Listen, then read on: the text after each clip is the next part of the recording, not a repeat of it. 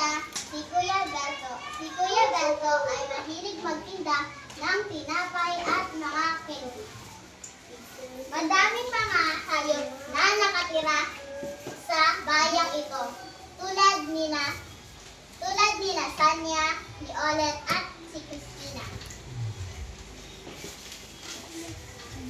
Noong isang araw, inutusan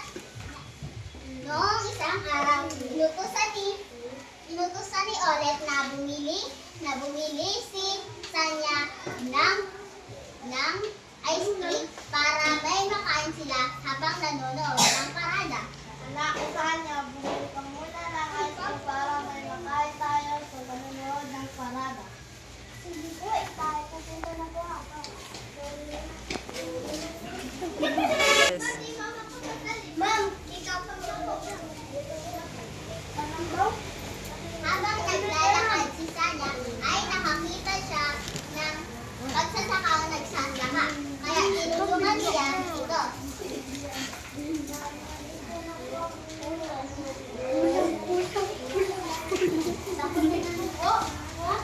Salamat. At nagpatuloy na siya sa kanyang paglalakad.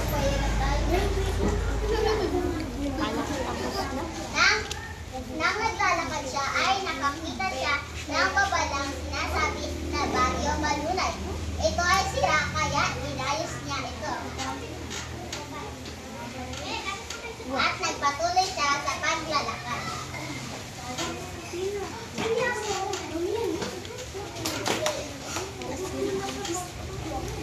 Nang nakarating na siya sa tindahan, ay nakalimutan na niya ang bibig niya.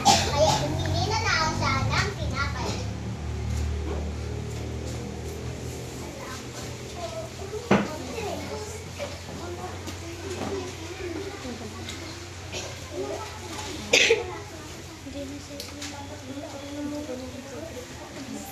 Nang makarating na si Sanya ay nakita na niya na nanonood ng parada ang kanyang mga magulang.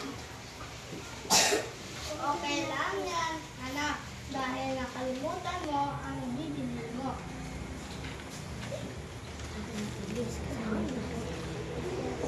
Salamat po!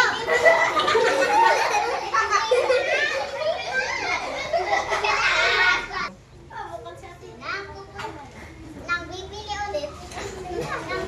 ulit si Sophie ng pagkain, ay nakita niya ulit ang babalang inayos niya noong isang araw. At nakita na niya na madaming pumipila sa tindahan ni Mang Berto dahil sa babalang yun.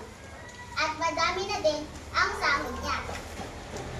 Nagpasalamat si Mang Berto kay Sanya. What can you like to? Salamat, Sanya, dahil tinulungan mo ako.